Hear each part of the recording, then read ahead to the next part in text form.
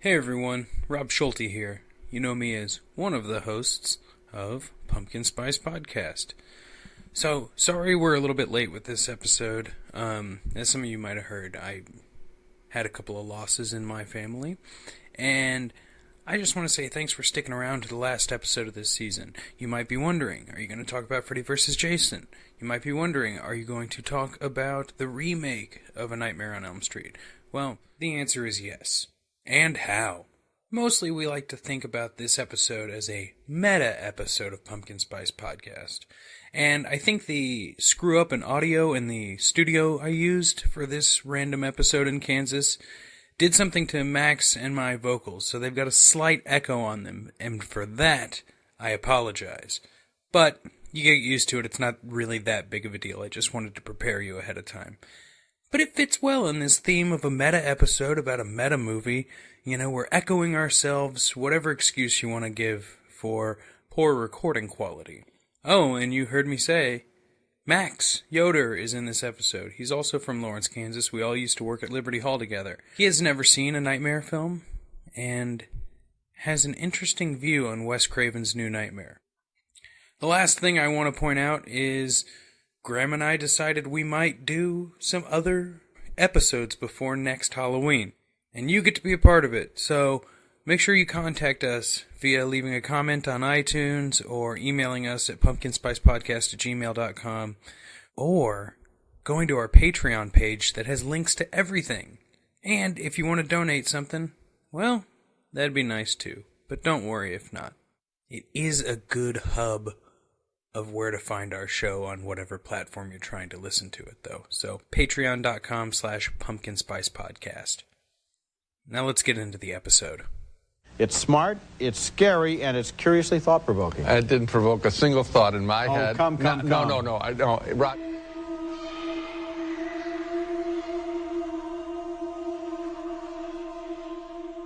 Hello, welcome to Pumpkin Spice Podcast, and I'm here in Lawrence, Kansas, and not New York City. My name's Rob Schulte.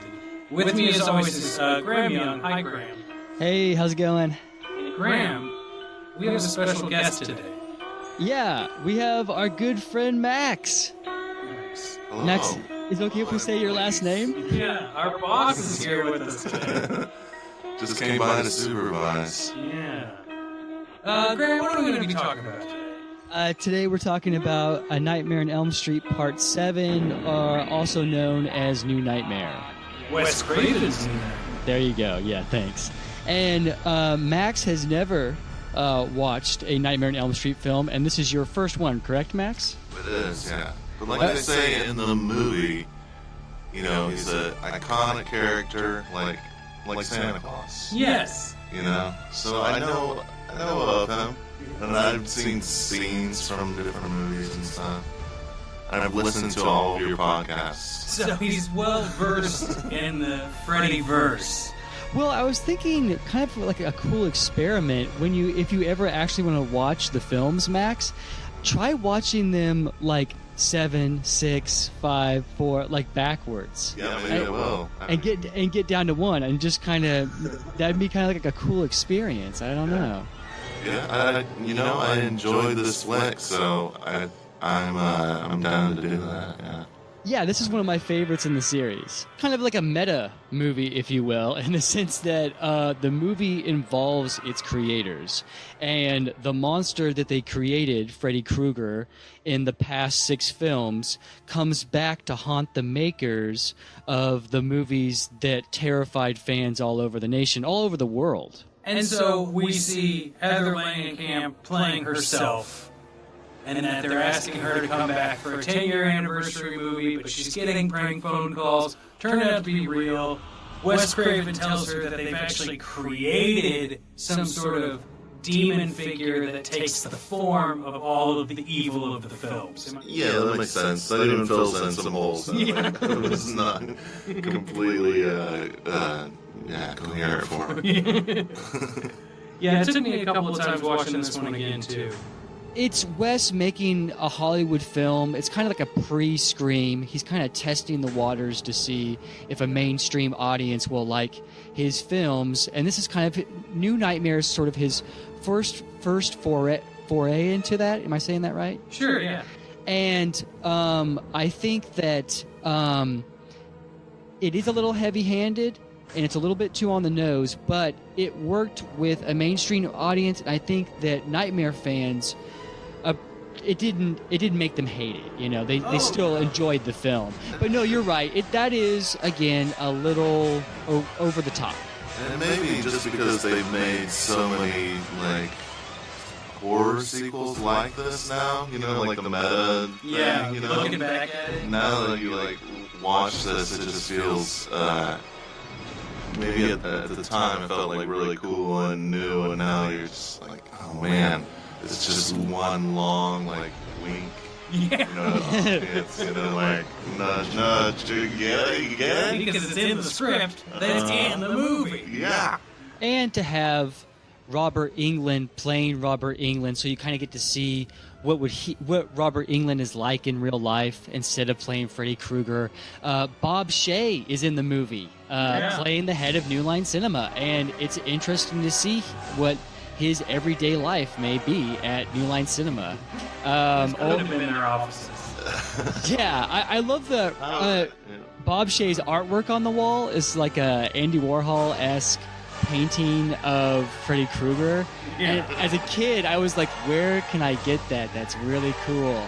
And to this day, I've never found that. So if any of our audience members know what I'm talking about, there's a painting in Bob Shea's office. It's, like I said, a little bit like Andy Warhol-esque. Yeah, someone's got to have that painting somewhere. If you know where it's at, I'm prepared to make an offer.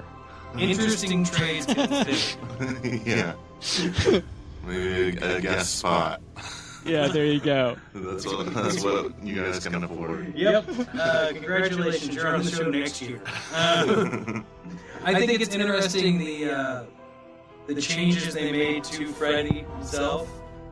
It seemed like this was Wes's original design with the trench coat. He almost looks like a German SS officer or something. It's an intimidating cloth.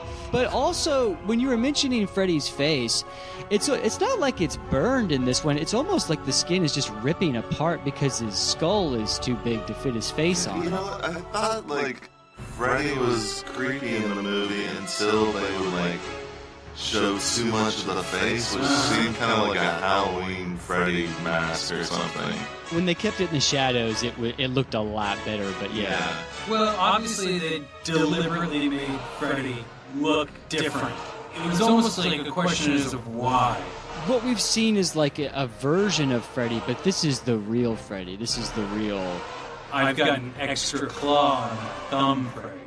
Yeah, it's not a glove anymore. It's actually claws that are coming out of Freddy. He's a monster. You know, he's just not he's beyond human. He was never a human at this point. Max, I gotta ask you, did you notice that Freddy didn't have a glove? I didn't even think about it. Yeah. Oh, shame. I always attach myself to weird fucking details that are in movies like this. One thing that really creeps me out, though, is that TRex doll that I had. I had the exact same T-Rex Really? thing, stuffed animal when I was a kid. Oh man, do you still have it? Weird. It may still be around. Dude, So we'll put pictures up on the website. Oh, Max, go to your parents' house tonight and try to find that. I guarantee you, since you've watched this movie, you'll be like looking through some boxes and you'll find T-Rex and it will have those claw marks in it, dude. And you'll be like, what the fuck is going on, man? Your whole life will be a movie within a movie. Exactly, and then you're a part of it. Oh, crap. Yeah, what's gonna happen? This last episode of the Pumpkin Spice. Well, it's the last episode of the Freddy stuff. Now, and let me just... I'm saying, like, you know, is this going to be our meta episode? Is Freddy going to show up? I think so. We gave him an open invitation. This may be off subject, but I wanted to mention something kind of weird. like every Halloween, I think this is the 4th year I've done this. I've been doing 31 movies in 31 days in October for Halloween. And I've watched 3 movies starring Robert Englund, and none of them were Nightmare on Elm Street. Graham, list them off. Okay, so first, actually, I'm going to pull this up real quick. Give me just a second. Okay, while you're doing that... Yes, sorry, Rob. We should let everyone know that this is the final episode of the Freddy series. You might be wondering, well, are they going to talk about the remake? You might be wondering, are they going to talk about Freddy versus Jason? And the answer is no. We're not going to discuss them. We're not going to even... I don't understand why, you know? We don't pretend what those I'll say about exist. it. The remake is not very good, and not because I'm stuck in my ways. It just...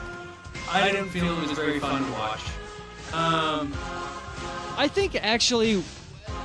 No promises. If people want a bonus episode on the remake of Nightmare on Elm Street, yes, then let us know, and Rob and I will do that for you. Sure. If you want that poison, It's not absolutely terrible, but it's just not that great. No, it's absolutely terrible. You're just gonna hear me rant and bitch and moan for about 30 minutes. And if you want to hear that, if that's something that you need in your life, if you want to hear me drone on about this shit and tell you how terrible it is, then I'll do that. But if we want them to do that. We just don't want to put that on you, because I'm going to sound like a real film curmudgeon if we go into that shit. And I'll say this about Freddy versus Jason. That might be a fun one if people want to talk to us about it. Sure, same situation. But Freddy vs. Jason is more of a Jason film. Exactly. So if we ever talk about Friday the 13th, then maybe we'll talk about Freddy vs. Jason, because it's a great successor to Jason Goes to Hell. Exactly. Which also has Freddy in it for a split second. For a split second, played by Kane Hodder, spoiler alert. Yes. But I wanted to say... Yes, now talk to me about your Robert Englund movies. Real quickly, I just wanted to mention real quick that not only is Freddy vs. Jason more about Jason, it's actually even more about Destiny's Child than it is about Freddy. And if you've seen Freddy vs. Jason, you'll get that joke. Graham, just tell us about these Robert Englund movies. That are non-Freddy related, or mostly non-Freddy related. So, going in chronological order... I watched a movie that I had never seen before, directed by the great Tobe Hooper from Austin, Texas, where I'm currently located, called Eaten Alive, and it is the follow-up to Texas Chainsaw Massacre. And I will say that if you love Texas Chainsaw Massacre like me, you're really going to like Eaten Alive. It is a really weird, bizarre movie, but Tobe knows how to direct Texas crazy people, and he does it. It really, he started something here, and the whole thing is filmed on a set. So it's kind of like a lower budget Night of the Hunter. You'll need to explain that one to me. Night of the Hunter is directed by Charles Laughton, the actor. It's the only film he ever directed. And that film is a very surreal sort of terror film, I guess. Very cerebral, but it's all shot on a movie set. And it's an amazing art film starring Robert Mitchum. And if you've never seen it, it's a great movie to watch this October. Really good film. And Eaten Alive is kind of the poor man's version of that, at least in production. But Eaten Alive, like I said, it's got its moments. It's very uneven, but the parts that work so well, you'll immediately forget the parts that don't work.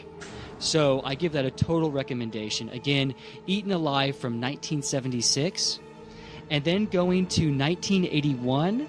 Robert Englund also starred in a movie called Dead and Buried. And the interesting thing to note about Dead and Buried is that it was written by Dan O'Bannon, who also wrote Alien. And it was one of the first films with special effects done by Stan Winston. So those are kind of the big takeaways. Again, Dead and Buried, 1981. And then finally, And this is the huge recommendation. If you like our podcast, if you like these Nightmare on Elm Street films, you've got to check out The Phantom of the Opera, starring Robert Englund, from 1989. It's basically Freddy Krueger takes Broadway, and that's all I'll say about that. It's got some, it's kind of a really cool period piece, and great production values, and The Phantom have some great kills. I mean, basically Robert's playing two characters with burned faces. But yeah, it's really good, and I totally recommend it.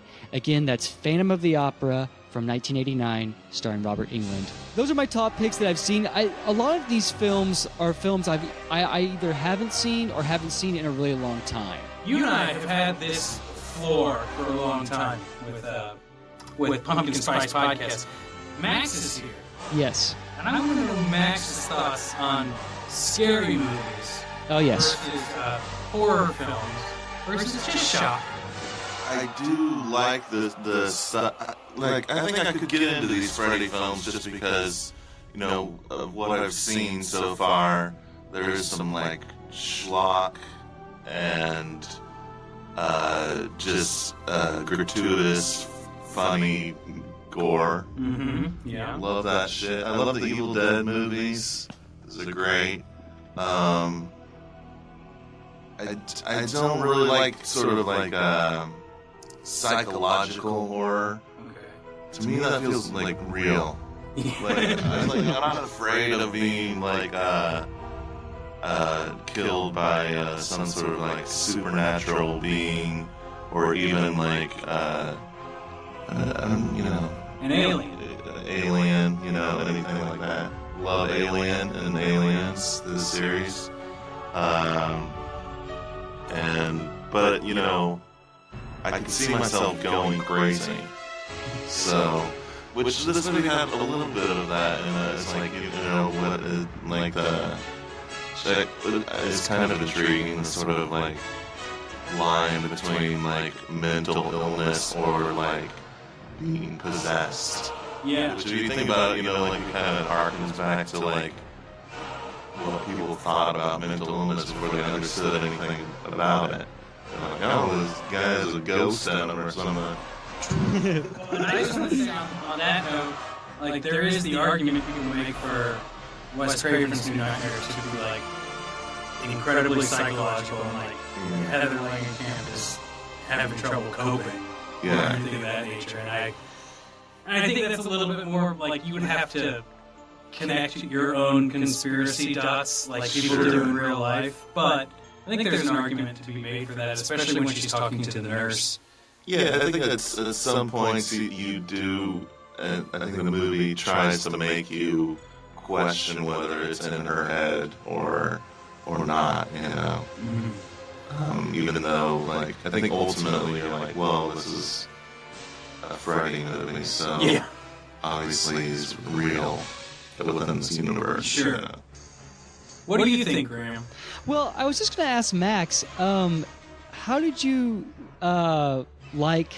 how did you feel about the earthquakes playing into sort of the nightmare-esque sequences in the film? Because those were actually that footage was taken from actual earthquakes that the set actually experienced. Oh, really? Yeah. So it's kind of like that reality thing creeping in. they couldn't ride around the earthquakes. Well, they went out and got footage of a bunch of earthquakes, but yeah, I think they actually shook the house or whatever, but they didn't need to wait for an earthquake, yeah. But that would have actually been a little bit interesting if the film actually waited for earthquakes and then shot. Yeah. That was interesting. It kind of seemed like a non sequitur, you know? Well, I did find it interesting. There's like one scene where, like, isn't Freddy coming after her or something, and there's an earthquake, and you see her get in a doorway. Yeah. And it's like, safety. Yeah. It's like, what's the biggest the threat here? The biggest threat, you know, right? Yeah, that's why Nancy survived multiple films. Hello. She thinks of the things that we would just run from. Yeah. Graham, we've talked about deaths and like our favorite deaths on this series a lot. I have to say though that a lot of things in this movie pretty boring when it comes to stuff like new and innovative and characters dying, because I don't think the purpose of this one as much was it being a slasher, but more of a psychological thing. Like, oh man, that's the problem with kids these days. They're not turned on by some dude getting clawed in the dick. You thought that was boring? well, I thought that was more like a. Good lord! It's like one of the nastiest kills. At the beginning, but then what do you have after that? Oh, I just want to warn our audience, spoiler alert, like, there is a guy that gets clawed in the dick. And I get it. I'm not saying it's a bad deal, but what I'm saying is I don't think the focus is on Freddy killing people in this one as much as it is on, like, what the hell's going on, even though we all kind of know what's going on because it's not that hard of a meta film. So you don't think it's that meta of a film? Well, I think it's a meta film, but what I'm saying is it's not a confusingly meta film. Like, it's like I wasn't confused throughout any of it. It was something else. I thought it was a more intelligent film than just a, it's a lot more intelligent than compared to, let's say, 4 through 6. Well, absolutely. But most movies are. So there's this whole debate of whether, kids should see horror movies and all that kind of stuff. Yeah. So let me ask you guys personally, can you think of, like, the first, let's say, for lack of a better term, the first naughty film that you watched as a little kid? Like, it's something that you shouldn't have been watching, but you did, and you had a reaction out of it or a memory that will haunt you till the day you're... I don't know. I don't know what I'm trying to say. I don't know if this haunts me, but, like when I was growing up, my parents didn't have any problem with me seeing movies with, like, cuss words or sex in them or anything like that. They just didn't want me to see anything violent. My dad was really against, like, me having, like, violent toys or anything, which I get, seems right. Sounds like a pretty good dad to me. Seems like a good dad move. Yeah, but, so I remember one time, though, staying over at a friend's house when I was, definitely in grade school, probably like 3rd or 4th grade or something, and Predator was on, like, one of the movie channels, and it was just a sleepover, and he, like, fell asleep, like, really early on. I had never seen anything like Predator, so I was just, like, glued to it, and it doesn't haunt me. It's just like, it's like one of those moments where I got woke. Yeah. How old did you say you were? I was probably like about 4th grade, so I don't know how old I am in 4th grade. Well, my parents were fairly strict on what I could watch. Mm-hmm. Like, I could watch pretty much all the Nickelodeon I wanted growing up, and they probably should have set more limits on that. But, no Beavis and Buttheads, no scary movies, nothing of that nature, until I was, like, able to just go do it on my own, essentially. Yeah. I remember my brother explaining to me in very, very intense detail Scream. Because my parents wouldn't let me go see Scream. Because when did that come out? 95? Something along those lines? 96, maybe? 96, yeah. Yeah. And so I would have been around 6th grade. So it's not like I'm driving myself anywhere. My dad doesn't want to see a slasher movie. But my brother's in high school, and he's like, "You want to know what the movie's about? Because I just saw it, it's awesome."